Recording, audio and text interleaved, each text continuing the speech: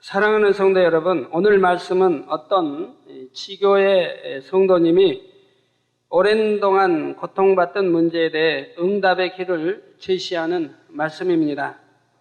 이분은 가정의 문제로 인해 나름대로 기도하고 금식하며 선으로 행하려고 노력해 왔는데도 문제를 해결받지 못함으로 매우 공고한 상황이었지요. 그러던 중 얼마 전 하나님께서는 그분의 문제가 어디에서 비롯되었으며 또 어떻게 해결받을 수 있는지 그 길을 제시해 주셨습니다. 그런데 이 내용이 다만 한 분에게만 해당되는 것이 아니라 여러분 모두가 온전한 믿음의 열매를 내어 하나님께 영광 돌리기 위해 꼭 필요한 말씀이기에 증거하게 되었습니다. 이 말씀을 통해 여러분도 자신의 모습을 발견하심으로 더욱 온전한 모습으로 변화되어 마음껏 축복받고 하나님께 영광 돌리시기를 축원합니다. 사랑하는 성도 여러분, 오늘 설명드리는 분의 경우는 나름대로 믿음이 있어서 열심히 기도하고 충성하며 신앙생활을 해왔습니다. 그런데도 믿지 않는 남편의 핍박은 갈수록 심해지고 심지어 남편이 외도하는 것까지 감수해야 했지요. 결국은 남편의 강요에 의해 부부가 갈라지게 되었는데 두 자녀까지 빼앗기고 만나지도 못하게 되었지요. 이렇게 되기까지 숱한 고통의 나날을 보내면서도 이분은 어떻게든 선으로 행하려고 노력해왔고 기도하며 믿음으로 하나님께 맡기고자 했습니다.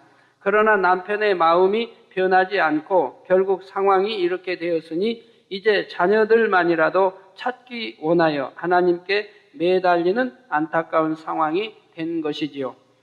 성도 여러분, 이분의 문제를 해결받기 위해서는 가장 먼저 자신의 부족함을 돌아보아야 합니다.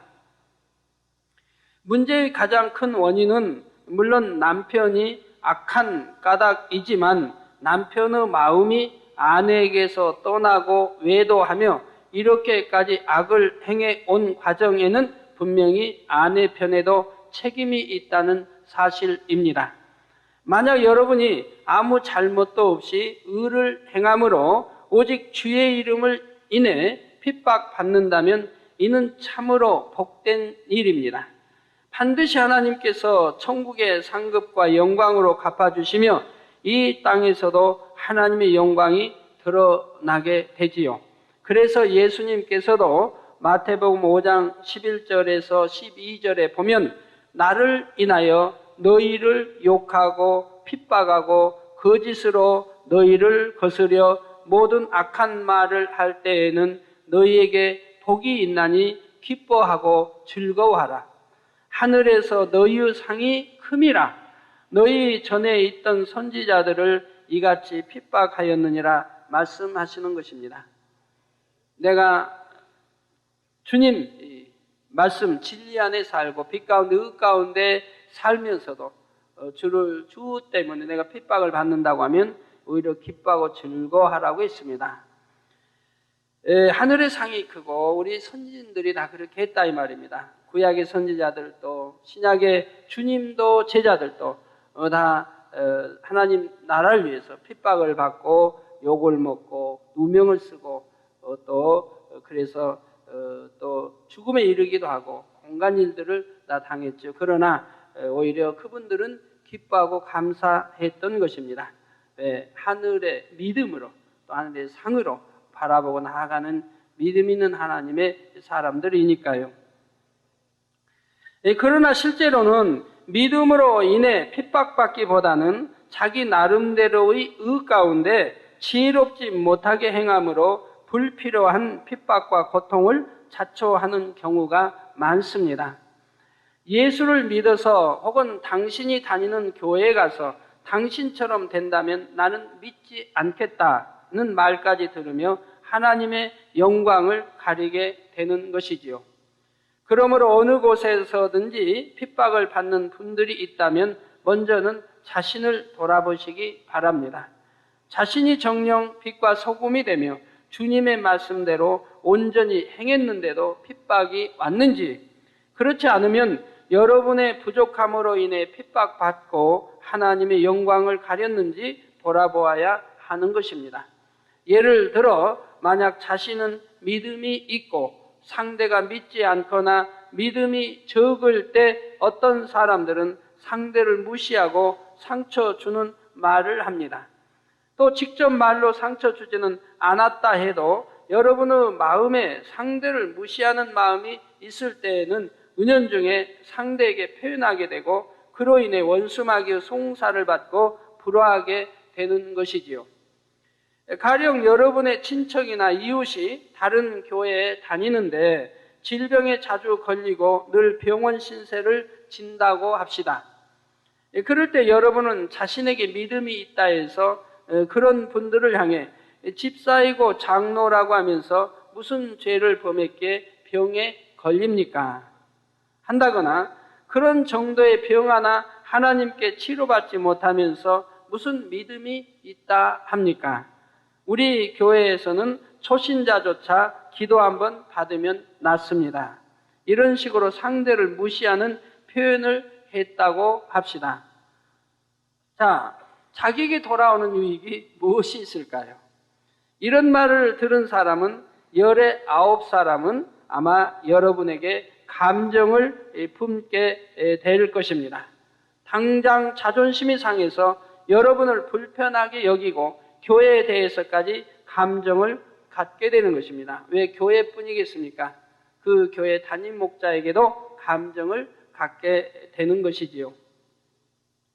만약에 열의 하나라도 감정 갖지 않아 그래 정말 그 말이 옳다라고 하면서 자기의 탓으로 돌리고 회개할 거리를 찾는 그런 사람이라고 한다면 그런 사람은 아예 아프지도 않을 것입니다. 물론 죄의 담을 헐고 믿음으로 기도받으면 하나님의 능력으로 어떤 병도 치료를 받습니다. 그러나 똑같은 내용이라도 어떻게 표현하는지에 따라서 듣는 사람의 반응이 달라진다는 사실이지요. 상대를 존중해 주면서 그 마음이 열리고 믿음을 가질 수 있게 진리를 전하는 것과 상대를 찌르면서 무시하는 말투로 마음을 닫게 만드는 것은 전혀 다른 일이지요. 혹은 이런 경우도 있습니다. 믿음 없는 남편들은 당연히 아내가 자신을 가장 사랑하기 원합니다. 그러나 믿음이 있는 아내라면 세상 누구보다도 하나님이 가장 먼저요, 주님을 더 사랑하는 것이 옳다고 배웠지요. 물론 우리에게 생명과 천국을 주시고 모든 시험과 환난 가운데서 지켜주시는 하나님을 가장 사랑하는 것은 당연한 일입니다. 그러나 하나님을 더 사랑한다고 해서 남편이나 다른 사람을 사랑하지 않는다는 말이 아닙니다. 하나님을 사랑하기 때문에 그 사랑으로 다른 사람들도 더 사랑하게 되는 것이죠. 우리 주님은 내 이웃도 내 몸과 같이 사랑하라고 말씀했고 항상 부모에게 공경하라, 효도하라고 가르쳤지 불효하라. 자, 하나님이 먼저니 부모에게 불효하라고 가르친 적이 없습니다. 부모 안에 항상 공경하라, 효도하라, 섬기라고 가르치셨죠. 자, 그런데 만약 아내가 믿음의 고백을 한다고 해서 믿음 없는 남편에게 나는 당신보다 하나님이 훨씬 더 좋아요 하면 어떻게 되겠습니까? 또 나는 하나님을 당신보다 더 사랑해요. 아니면 내 교회 목사님을 나는 더 사랑해요 한다고 해보십시오. 혹은 사랑받기 원하는 남편에게 그런 육적인 사랑을 저에게 요구하지 마세요 하고 핀잔을 준다면 어떻게 되겠습니까? 받지 못할 사람에게 이런 표현을 쓰는 것은 믿음이 아니요 성령의 역사도 아니며 단지 상대의 마음과 감정을 고려하지 못하는 자기 중심적인 행동일 따름입니다. 성도 여러분, 여러분은 가정에서나 직장에서나 믿지 않는 사람 혹은 믿음이 적은 사람이라 해서 무시하거나 소홀히 대한 일은 없으셨는지요? 여러분 자신은 믿음으로 한다고 했는데 그로 인해 상대의 마음을 상하게 하지는 않으셨는지요? 우리 예수님께서는 소자 하나라도 업신여기거나 실족시키지 않으셨습니다. 제자들의 발을 씻어 주시기까지 자신을 낮추고 다른 사람을 섬기는 본을 보여주셨습니다. 이런 예수님과 같이 정녕 믿음이 있는 사람이라면 상대가 누구라 해도 소홀히 대하는 것이 아니라 진심으로 대하며 사랑과 덕으로 품을 수 있는 것입니다. 자기 의로 남의 연약함을 찌르고 힘들게 하는 것이 아니라 위로부터 오는 지혜를 받아 상대의 믿음이 커질 수 있도록 평안히 이끌어 줄 수 있는 것이지요. 다음으로 핍박을 받을 때 돌아보아야 하는 것은 내가 과연 온 집에 충성했는가 하는 분야입니다. 아무리 신앙생활을 열심히 한다 해도 온 집에 충성하지 않으면 그 믿음은 온전한 것이 아니며 원수마귀 사단의 송사를 받아 핍박이 올 수가 있습니다. 예를 들어 여러분이 한 회사의 직원이라면 교회 안에서의 사명도 중요하지만 직장에서도 꼭 필요한 사람으로 열매를 내어야 합니다. 성실하게 일하여 자신의 몫을 감당하며 주위 사람들에게도 항상 모범이 되는 것이 중요하지요. 만약 직장에서 자신의 업무는 대충 하면서 신방한다고 늘 사적인 전화를 하고 자리를 비우는 등 불성실한 모습일 때는 하나님께도 영광이 되지 않습니다. 즉 하나님께서 이렇게 말씀하실까요?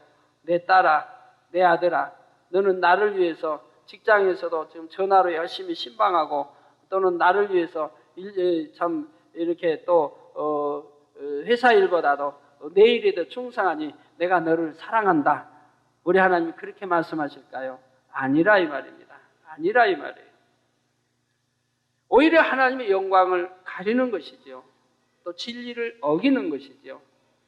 업무도 성실하게 감당해서 사람들의 인정을 받고 그러면서 하나님의 일도 잘 감당해야 참된 것이지요.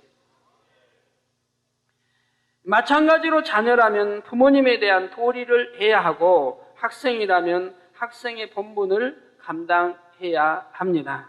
또한 한 집안의 주부라면 아내와 어머니로서 마땅한 도리를 해야 하는 것이고요. 물론 주님을 가장 사랑해야 하고 열심히 하나님의 일들을 감당해야 하지만 동시에 가정에서도 자신의 일을 기쁜 마음으로 감당해야 하는 것입니다. 믿음이 적은 남편이라 해도 그를 마음에서 무시하거나 퉁명스럽게 대해서는 안 됩니다. 중심에서 사랑하고 존중하여 남편의 마음에 평안과 기쁨을 줄 수 있어야 하지요. 비진리가 아니라면 남편의 뜻에 맞춰주고 마치 주님을 대하듯이 남편을 섬겨줄 때에 그런 여러분을 하나님께서도 기뻐하시지요. 말 한마디를 해도 사랑스럽게 하고 힘써 남편을 기쁘게 하려고 노력하는 아내를 보면 비록 믿음 없는 남편이라 해도 내 아내가 나를 정말 사랑하는구나 확신하게 됩니다. 그럴 때 아내가 교회를 나간다고 해서 핍박하는 남편은 별로 없는 것이죠. 반면 어떤 사람은 하나님의 일을 한다고 해서 집안은 지저분하고 빨래는 쌓여 있는 채 아이들도 제대로 돌보지 않는 경우도 있습니다. 철야를 했다 해서 해가 중천에 뜨도록 잠자리에 있고 하나님의 일을 한다고 해서 집안을 돌보지 않으면 하나님 앞에서도 온전한 것이 아니요. 믿음 있는 남편이라도 아내에게 불만이 생기는 것입니다. 믿지 않는 남편이라면 더욱 핍박이 나오는 것이고 교회가 하나님이 싫어질 것이고요. 하나님은 분명 어느 한쪽에 치우치는 것이 아니라 모든 사명을 온전히 감당하기 원하시며 성경에도 그렇게 명하십니다. 예를 들어 디도서 2장 4절에서 5절만 보아도 저들로 젊은 여자들을 교훈하되 그 남편과 자녀를 사랑하며 근신하며 순전하며 집안일을 하며 선하며 자기 남편에게 복종하게 하라. 이는 하나님의 말씀이 회방을 받지 않게 하려 함이니라 말씀했습니다. 곧 가정에서 육의 사명도 잘 감당함으로 하나님의 영광을 가리지 말라는 것입니다. 하나님의 일로 모임을 가진다 해도 목적에 맞게 신속하게 할 일을 마침으로 불필요한 시간 낭비는 없어야 하는 것이고요. 성도 여러분, 여러분이 이 시간 말씀을 통해 자신의 부족함을 발견하셨다면 즉시 돌이켜 변화되시기를 바랍니다. 그럴 때 여러분의 가정이나 직장에 어둠이 물러가고 빛이 임하며 신속히 복음화되는 것입니다. 두 번째로 이분이 응답받기 위해서는 기쁨과 감사를 점검해 보아야 합니다. 이분은 문제를 해결받기 위해 기도하고 금식하면서 나름대로 하나님께 모든 것을 맡긴다 했습니다. 그러나 믿음으로 기도하며 힘든 상황을 참는다 해도 기쁨과 믿음 가운데 참는 것이 아니라 억지로 참고 슬픔으로 참는다면 이는 참 믿음이 아니요 하나님의 마음을 감동시키지 못하는 것입니다. 정녕 불같은 중심의 기도를 올려 하나님의 마음을 감동시켰을 때에는 반드시 자신에게도 성령의 감동감과 충만함이 옵니다. 자, 여러분이 어떤 육적인 지금 염려, 근심, 걱정거리가 이렇게 쌓여 있어요. 정말 해결하기 힘든 이런 염려 있는 그런 걱정거리가 쌓여 있다 이 말입니다. 그런데 여러분이 믿음이 있다고 한다면, 정령이 믿음이 있다고 한다면, 또 하나님을 믿는다고 믿음이 있다고 한다면 어떻게 기도를 올리겠습니까? 하나님 성전에서 참으로 기쁨을 가지고 감사하며 행복한 마음으로 그렇게 기도할 것이고, 그러니 그 입술에 얼마나 행복한 찬양이 흘러 나오겠습니까? 이렇게 진리를 쫓아 믿음이 있으니 응답받을 줄을 믿고 기도하니 기쁨이 넘치는 것이요 감사가 넘치는 것이요 그래서 행복한 것이요 그래서 입에 찬양이 넘치는. 사도 바울이나 실라가 감옥에 갇혀 있어도, 착고에 채여 깊은 감옥에 갇혀 있어도 바로 찬미를 올린 것과 같이, 다니엘이 사자굴에 던짐을 받을지라도 하나님 앞에 감사 기도를 했던 것과 같이, 바로 이런 믿음 있는 기도를 했을 때에 우리 하나님께서 어찌하시겠습니까? 위로부터 성령의 감동감과 충만함으로 입혀주신다 이 말입니다. 내가 하나님 말씀대로 믿음을 가지고 간절히 기도하니 기쁨과 행복과 감사함으로 기도하게 되죠. 현실을 보는 게 아니라 내가 응답받았다 믿고 기도하니까 기쁨과 감사의 기도를 올릴 수가 있는 것이라 이 말입니다. 그러니 하나님이 그 믿음을 보시고 위로부터 성령의 감동감과 충만함으로 입혀주신다 이 말입니다. 바로 그것은 내가 들었노라, 응답하였노라는 뜻이라 이 말입니다. 그러면서 내 안에 믿음이 오는 것이고, 영적인 믿음이 오는 것이고, 하나님은 그 믿음을 주시면서 내 믿음대로 될지어다 말씀하시는 것이라 이 말입니다. 그것이 바로 응답의 비결이라 이 말입니다. 축복의 문제 해결의 비결인 것이라 이 말입니다.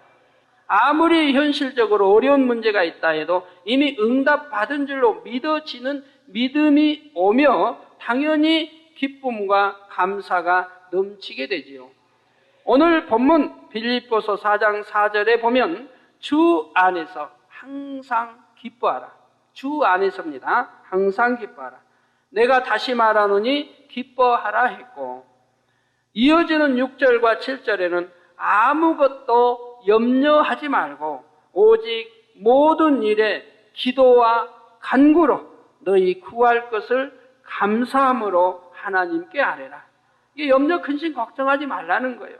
아무것도 염려하지 말고 현실을 보지 말고 오직 모든 일에 기도와 간구로 간절히 구함으로 너희 구할 것을 또 감사함으로 하나님께 아뢰라.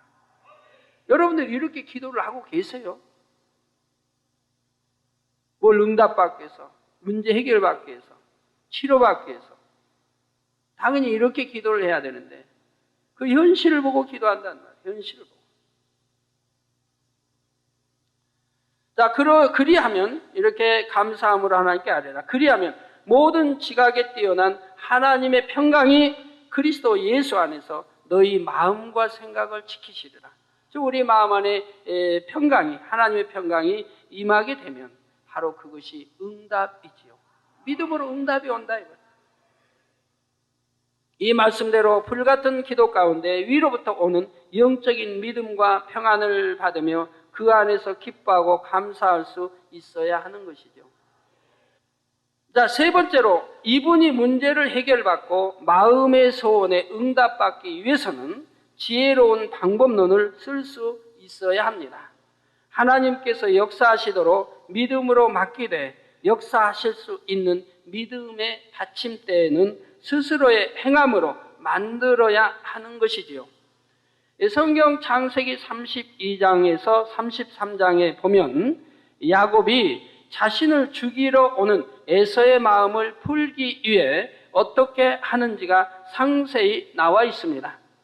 야곱은 그저 기도하고 금식만 하면서 상황이 되는 대로 끌려가는 것이 아니었습니다. 가장 우선적으로는 하나님의 마음을 움직일 수 있는 간절한 중심의 기도를 올렸습니다. 하나님께서 이제까지 주신 축복에 대해 감사하고 예전에 하나님께서 자신에게 약속하신 말씀을 되새기며 이제 당면한 문제 가운데 역사해 주시기를 간구하는 믿음의 고백까지 조목조목 아뢰었지요.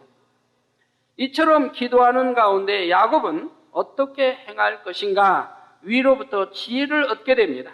먼저 야곱은 가축의 큰 무리를 구별하여 자신보다 앞서 나가게 했습니다.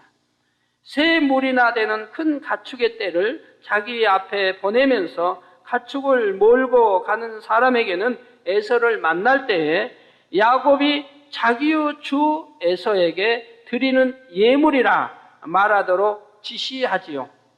물론 이런 정도의 선물을 보낸다고 해서 긴 세월, 즉 20년 동안 한을 품고 자기 동생인 야곱을 죽이려고 벼르고 있던 에서의 마음이 쉽게 풀릴 상황은 아닙니다.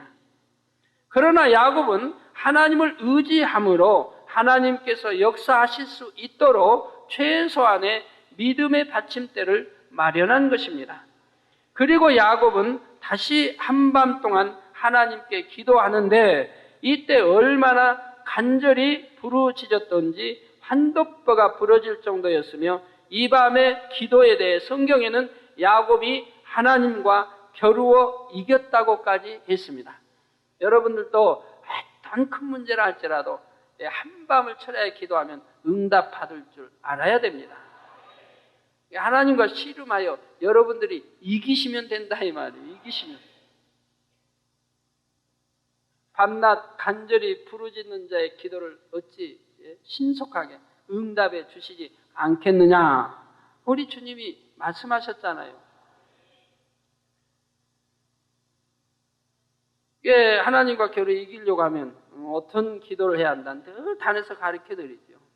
늘 가르쳐드려요. 아까도 말씀드린 대로 어떤 문제를 놓고 기도하면 믿습니다고는 염려, 근심, 걱정은 여전히 가지고 기도한다. 그러면 그 믿습니다가 믿음이 아니라 거짓말하는 거란 말이에요. 믿습니다 하면 염려, 근심, 걱정할 일 하나도 없잖아요. 내 기도가 지금 응답해 주신다고 믿는다면, 해결됐다고 믿는다면 염려, 근심, 걱정할 거 하나도 없잖아요. 또 하나님 말씀대로 항상 기뻐하라, 기뻐하며 기도, 깨어 기도하며 범사에 감사하며 기도할까요? 그러니까 어떤 문제가 있어도 한밤 기도하면서 입술에 찬양이 흘러넘칠 것이고 방언의 찬양이 흘러넘칠 것이고 막 기쁘고 행복하게 한밤을 차려야 할 거 아니에요. 그러니 하나님이 기뻐 받으신 위로부터 성령의 감동감과 충만함을 입혀주실 거 아니에요. 그러니 내 안에서 막 믿음이 얼마나 커가겠어요. 응답 받았다고 하는 믿음, 해결 받았다고 하는 믿음, 치료 받았다는 믿음이 그냥 안에서 불같이 일어날 텐데, 그리고 하나님은 네 믿음대로 되라 말씀하신다. 근데 기도는 밤새 했다고 해놓고 여전히 일어나서 가면 또 염려심 걱정이 가득 차 있고, 그러니 그게 무슨 믿음의 간구한 거예요. 근심 걱정의 간구 기도만 했지. 현실을 보고 지금 기도했지. 현실을 보고 기도해요. 무에서 유를 창조하시는 하나님을 보고 기도해야 되는데 현실을 보고 기도했단 말이에요. 자, 그러니 이런 믿음으로 야곱이 하나님과 겨루 이긴 것 같이 여러분도 다 승리하시기 바라요. 이런 간절한 기도에 응답하신 하나님의 역사 가운데 에서는 뜻밖의 가축을 선물 받음으로 마음이 어느 정도 누그러졌습니다. 가축을 본 후에 마침내 에서가 야곱에게 이르자 이제 야곱은 그 앞에 지극히 낮아져서 종과 같은 태도를 취합니다. 에서를 향해 내 주라 고백하며, 여기서 주도 두 가지 뜻이 있습니다. 예를 들어서 예수 그리스도는 나를 이제 내 죄를 대속해 구원해 주신 바로 구세주로서의 주입니다. 예수 그리스도는 구주라 이 말이에요. 근데 구주를 구자를 빼고 그냥 주 거기다 존칭어를 붙여서 주님 하는 것이라 이 말이에요. 그러나 여기에서 주는 내 구주 그 뜻은 아니라 이 말이에요. 바로 집에 뭐 종이 있으면 주인이 있는 그런 주인이다, 내 주다, 그런 주의 고백이라 이 말입니다. 그래서 에서를 향해 내 주라 고백하며 공손하게 7번 절까지 하는 것입니다. 경외한다는 뜻이죠. 언제부터 형을 경외했습니까? 형을 속이고 장자권까지 뺏은 야곱 동생인데 이제는 20년의 연단을 통해서 저렇게 낮아지고 깨어진 것입니다. 야곱을 성경에 보면 간교한 자라 있습니다. 간사하고 교활한 자라. 간교란 단어가 창세기 3장 1절에도 나오죠. 뱀이 들짐승 중에 간교했더라. 간사하고 교활했더라. 그런데 성경에 보면 야곱에도 간교했다고요. 그런 간교에서 형의 장자권까지도 여하튼 참 취했는데 그런데 결국은 이제 형의 미움을 감정을 사고 결국은 형이 죽이려고 하니까 부모도 연루하신 부모도 자기 형의 해서를 어찌할 수 없으니까 지금 도망을 갔다 이면 도망가봐야 뭐 어디. 그래서 이제 외삼촌 집에 가서 생활하는데 20년 동안 눈치밥만 먹고 실컷 일하고 눈치밥만 먹고 그 사촌 형제들도 외사촌 형제들도 눈치만 하고 맨 그런다 이 말. 그런 속에 20년을 살았어요.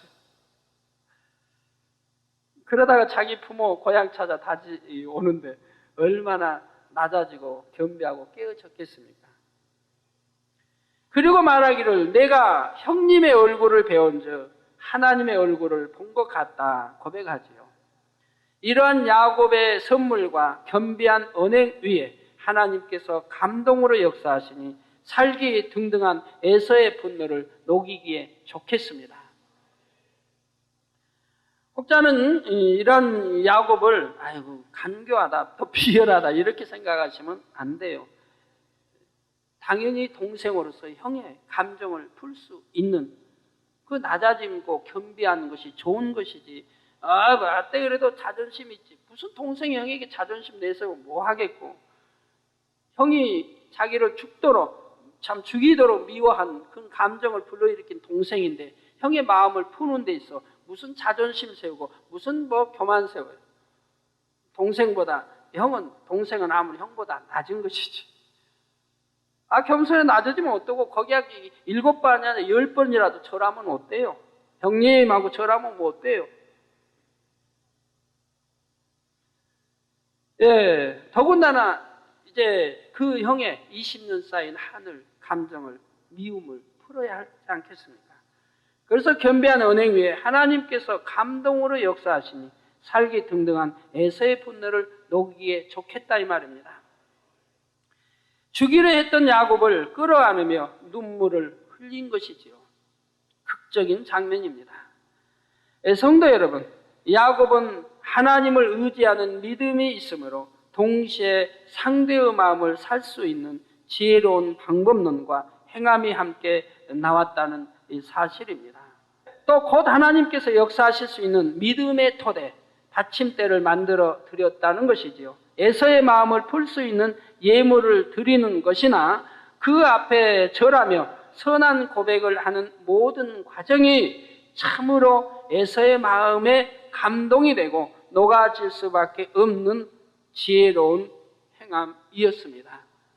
비록 에서는 하나님 앞에 합당하지 않은 사람이었지만 그럴지라도 야곱은 에서를 무시하고 경멸하면서 겉으로만 가식적인 말과 행함을 보인 것이 아닙니다.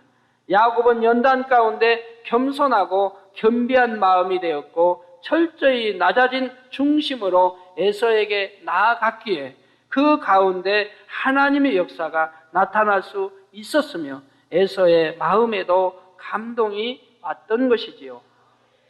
야곱이 자신의 생명을 건지기 위해 지혜로운 선의 방법을 사용했던 것처럼 여러분이 사람과의 관계에서 문제가 생겼을 때에는 하나님의 지혜를 받아야 합니다. 그럴 때 하나님께서는 악한 사람의 마음이라도 주관하시고 원수라도 화목해 하시는 것이지요. 오늘 말씀을 받은 분의 경우에도 정녕 하나님을 감동시키는 중심의 기도를 충만히 올려드렸다면 우선은 마음에 영적인 믿음과 기쁨이 임했어야 합니다. 또한 어떻게 행할 것인가 그 방법론이 성령의 음성으로 분명히 마음에 왔어야 하지요. 예를 들면 이분이 남편과 갈라설 때도 선으로 한다고 해서 또 하나님께 맡긴다고 해서 자신은 아무 대안도 없이 상대가 원하는 합의서에 서명을 해버리면 안 되는 것입니다. 꼭 갈라설 상황이라면 법적으로 도움받을 길을 알아보고 나름대로의 방안을 강구했어야 합니다. 고소하고 고발하며 악을 바라라는 것이 아니라 선한 방법 가운데 최소한의 권한은 지킬 수 있는 지혜를 얻어야 한다는 말이지요. 또 빼앗긴 자녀들을 만나기 위해 아이들을 맡고 있는 시누이의 집에 찾아갔는데 시누이가 전혀 문을 열어주지 않는다고 합시다. 그러면 하나님께서 역사하지 않으신다 하고 그냥 슬픔 가운데 돌아와서 기도만 하는 것은 참 믿음이 아닙니다. 상대가 문을 열어주지 않는다 해도 하나님께서 역사하실 길을 찾고 상대의 마음을 움직일 방법을 찾아야 하는 것이지요. 예를 들어 선물이나 약간의 돈이라도 마련하여 편지와 함께 남겨둘 수도 있습니다.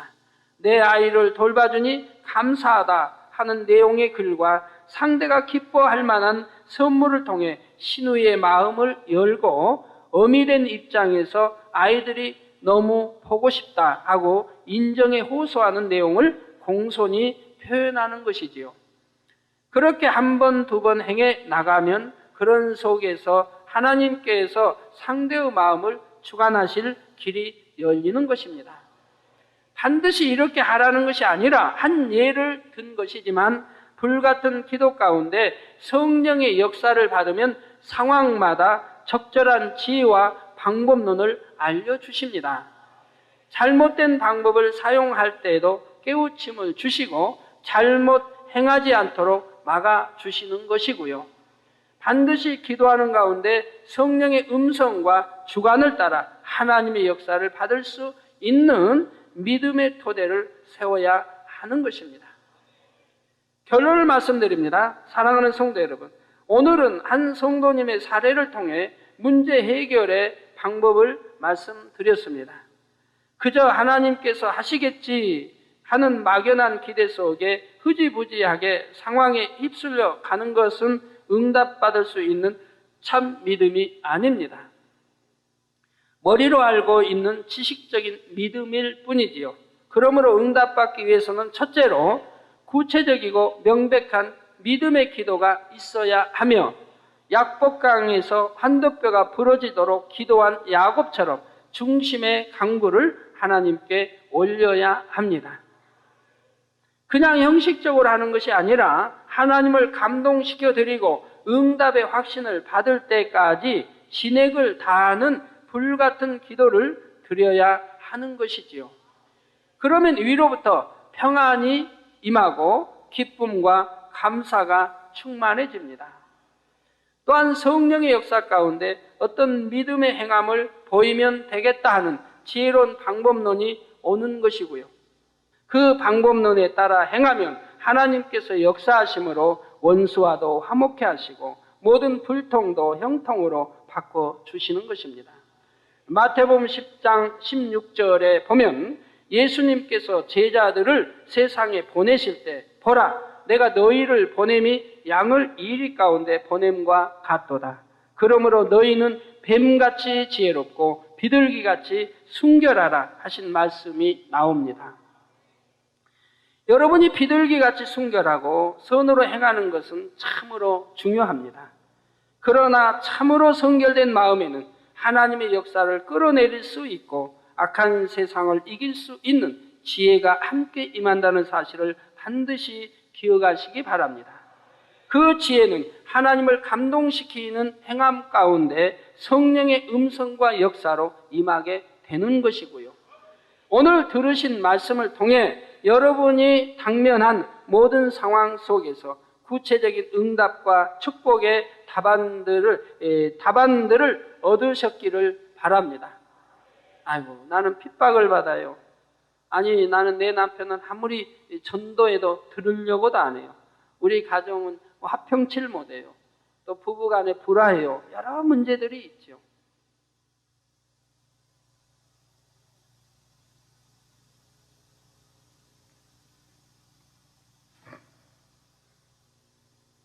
아유, 당회장님, 다 돼도요, 안 되는 게 있어요. 뭔데요? 우리 시어머님만은 녹일 수 없어요. 그 마음은요, 녹일 수가 없대요. 변화시킬 수가 없대요. 기도해 보셨어요? 물론 했죠. 제가 기도해 보셨어요는 다른 뜻인데, 했대요. 기도해, 그렇게 시어머니 마음을 변화시켜주고, 이렇게 기도했는데, 요지부동이래. 제가 기도해 보셨어요? 뜻을 전혀 지금 모르는 거예요. 그냥 기도했다는 거예요. 요지부동이래. 안 된대요. 자기 시어머니만은 다 돼도 안 된대요. 그러면 제가, 그러면 안 되죠. 물론 우리 집사님의 그 능력으로는 안 됩니다. 시어머니 마음 녹일 수 없습니다. 안 되죠. 누구에게 기도했습니까? 제가 보니까 누구에게 기도했습니까? 하나님께 했대요. 하나님이 누구십니까? 우리 아버지래. 예수는 누군데요? 독생자 아들이래. 우리의 또 구세주래. 그럼 하나님은 무능한가요? 전능한가요? 전지전능하시래. 전지전능하신 하나님께 기도했는데 하나님이 시어머니의 마음을 움직일 수 없단 말인가요? 제가 그랬어요. 움직일 수 없단 말인가요? 그때는 대답을 안 해요. 잘 대답하더니 그때는 대답을 안 해요. 내가 기도했어요. 하나님께 했다는. 지금 그분이 하나님께 했다는 말은 거짓말입니다. 물론 하나님께 기도한다고 했지만 어떤 마음으로 기도했느냐? 하나님은 전지전능하십니다. 믿고 기도한 게 아니라 이 말이에요. 본인이 시어머니 마음을 녹이려고 했다. 본인이 시어머니 마음을 움직여 보려고 했는데 안 됐다 이 말입니다. 본인이 해놓고는 하나님을 무능력 하나님 만들어버려요.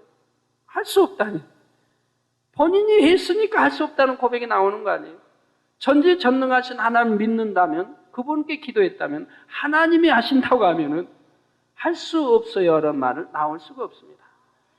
20년 한을 품은 에서의 마음도 순간에 변화시키는 하나님이요. 사울 같은 예수 믿는 자는 잡아 죽이고 감옥에 보내려고 하는, 꼭 그런 일을 왜 해야 돼요? 안 해도 되잖아요. 배움도 많이 가졌고 로마 시민권도 있고 왜 그런 사람이 꼭 그런 일로 다녀야 돼요? 꼭 그렇게 하고 다니는 그런 사람도 하나님이 순간에 변화시키잖아요. 순간에. 이런 전지전능하신 하나님을 믿고 기도했다면 왜 안 돼요 말이 나와요. 우리 시어머니만은 안 돼요. 하나님이 못하시는 일도 있어요. 그 뜻인데 이건 말도 안 돼요. 말도 안 돼요. 말도 안 되는 믿음을 가지고 말도 안 되는 기도를 올렸으니 당연히 응답 못 받죠.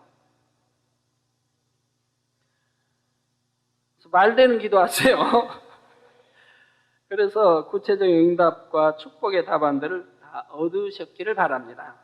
불같은 기도 가운데 여러분의 행할 바를 깨닫고 믿음과 지혜 가운데 행하심으로 크고 작은 축복의 간증들이 넘쳐나기를 응답하시는 우리 주 예수 그리스도의 이름으로 축원합니다.